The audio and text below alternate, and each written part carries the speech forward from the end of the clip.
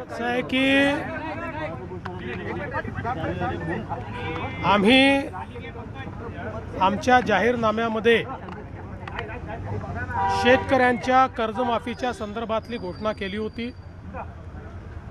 त्या संदर्भात आम्ही मागच्या काळामध्ये एक समिती तयार करून कर्जमाफी कशी करायची, दीर्घकालीन उपाययोजना काय करायच्या, अशा सगळ्या गोष्टींचा निर्णय केला होता। कारण कर्जमाफी हा एक भाग आहे, पण शेतकरी वारंवार कर्जाच्या विळख्यात अडकतो आणि म्हणून त्यांना आपण बाहेर कसं काढू शकतो अशा प्रकारचा सगळा विचार व्हावा अशा प्रकारची अपेक्षा होती। त्या दृष्टीने आम्ही जे मित्राचे चेअरमन आहेत प्रवीण परदेशी यांच्या अध्यक्षतेखाली एक समिती तयार केलेली आहे।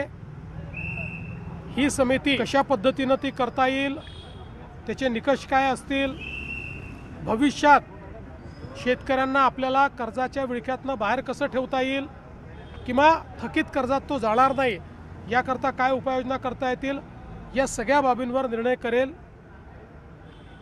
त्या संदर्भात आम्ही असा निर्णय आज केला आहे की एप्रिल महिन्याच्या पहिल्या आठवड्यात या कमिटीने आपलं कामकाज पूर्ण करावं आणि आम्हाला कर्जमाफी कशी करायची, त्याचे काय निकष ठरवायचे या संदर्भातला एक अहवाल द्यावा आणि या अहवालावर कर्जमाफीच्या संदर्भातला जो निर्णय आम्हाला करायचा आहे तो 3 महिन्यात म्हणजे 30 जून 2026 पूर्वी करण्याचा आम्ही निर्णय केलेला आहे। त्यामुळे आता सगळे टप्पे आम्ही या ठिकाणी ठरवलेले आहेत।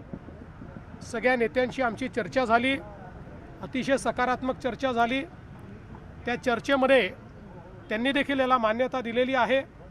आम्ही त्यांना समजावून सांगितलं की आम्ही पहिल्या दिवशीपासनं कर्जमाफीच्या बाजूचे आहोत, आम्ही दिलेलं आश्वासन पाळू हेच सांगितलेलं आहे। पण आत्ता लगेच शेतकऱ्यांना त्यांच्या खात्यात पैसे देणं गरजेचं आहे। कर्जाची वसुली जून महिन्यात होणार आहे आणि आत्ता जर आपण शेतकऱ्यांच्या खात्यामध्ये पैसे दिले नाहीत तर शेतकरी रबीचा पेरा देखील करू शकत नाही आणि म्हणून पहिल्यांदा तात्काळ शेतकऱ्यांना जे त्यांच्या खात्यात पैसे दिले पाहिजे त्याची सगळी तरतूद आम्ही केलेली आहे आणि ते पैसे आता शेतकऱ्याच्या खात्यामध्ये जाणं सुरू झालेलं आहे। जवळपास आज आम्ही अंदाज घेतला तर जवळपास 8,500 कोटी रुपये रिलीज झाले आहेत। त्यातले 6,000 कोटी प्रत्यक्ष खात्यामध्ये गेले आहेत आणि पुढच्या 2 दिवसात उरलेले पैसे जाणार आहेत। अजून 11,000 कोटी रुपये हे काल आम्ही जे कॅबिनेटला परवा मान्य केले तेही आता येत्या 2 ते 3 दिवसात रिलीज होणार आहेत आणि तेही शेतकऱ्यांच्या खात्यामध्ये जातील आणि अजून 1,500 कोटीची आम्ही प्रोव्हिजन केलेली आहे। त्यामुळे आत्ता शेतकऱ्यांच्या खात्यामध्ये पैसे जाणं हे महत्त्वाचं आहे, ते आम्ही जाणं सुरू केलेलं आहे आणि माझा अंदाज आहे की पुढच्या 15 ते 20 दिवसात 90% शेतकऱ्यांच्या खात्यात हे पैसे पोचून जातील। 10% कदाचित अनेक वेळा आम्हाला अनुभव आहे, खात्याच्या अडचणी असतात त्या जाऊन सोडवाव्या लागतात, मल्टिपल खाती असतात, अशा प्रकारच्या गोष्टी असतात।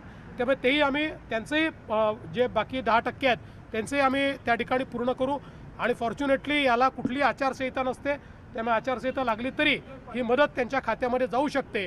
त्यामुळे आम्ही त्यांना समजावून सांगितलं की पहिल्यांदा ही मदत देणं हे महत्त्वाचं आहे, त्यामुळे ती मदत आम्ही देऊ आणि मग ही जी काही कमिटी आम्ही केलेली आहे या कमिटीचा रिपोर्ट घेऊन त्याच्या आधारावर आम्ही ही कर्जमाफी करू आणि त्याला त्यांनीही सकारात्मक अशा प्रकारची भूमिका त्याच्यावर घेतलेली आहे।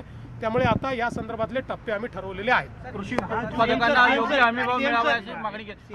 कृषी उत्पादकांना योग्य हमीभाव मिळावा। 6 जून वगैरे अशी कुठली तारीख नाही आहे, तारीख मी सांगितली 30 आहे, 30 जून पूर्वी करू। कृषी उत्पादकांना योग्य हमीभाव मिळावा अशी देखील मागणी शिष्टमंडळाकडे करण्यात आली। निश्चितपणे आम्ही त्यांना सांगितलं की आम्ही कृषी मालाच्या खरेदीकरता खरेदी केंद्र सुरू केलेले आहेत, त्याचे आकडेही आम्ही सांगितले, तिथे नोंदणी पण आपली सुरू झालेली आहे आणि आम्हीही विनंती केली आणि आम्ही त्यांना सांगितलं की सगळ्या शेतकरी नेत्यांनी विनंती करावी की कोणीही हमीभावाच्या खाली व्यापाऱ्यांना विकू नये। व्यापारी जर हमीभाव देत असेल तर व्यापाऱ्याला द्यावं, व्यापारी हमीभाव देत नसेल तर आपल्या केंद्रांवर आणून त्यांनी ते विकावं अशा प्रकारची आम्ही म्हणतो. सीएम सर आज मुंबईमध्ये 17 मुलांना ओलीस धरणाऱ्या एका व्यक्तीचा, रोहित आर्य नावाच्या व्यक्तीचा एन्काउंटर करण्यात आलेला आहे पोईमध्ये. काय तपशील आहे या घटनेविषयी? बघा, याचा सगळा तपशील पोलिसांनी आपल्याला दिलेला आहे. अतिशय विक्षिप्तपणे ज्या प्रकारे त्यांनी बोलून आणि मुलांना ओलीस धरलं